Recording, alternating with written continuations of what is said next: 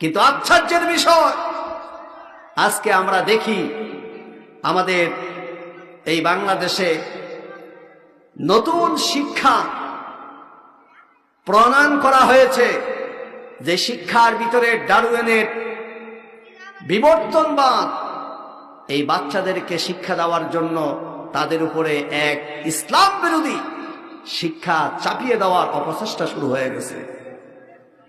ডারউইনের বিবর্তনবাদ মানে কি? বিবর্তনবাদ হলো যে মানুষ সৃষ্টি হয়েছে বান্দর থেকে, আমরা বলে বান্দর থেকে সৃষ্টি হয়েছে।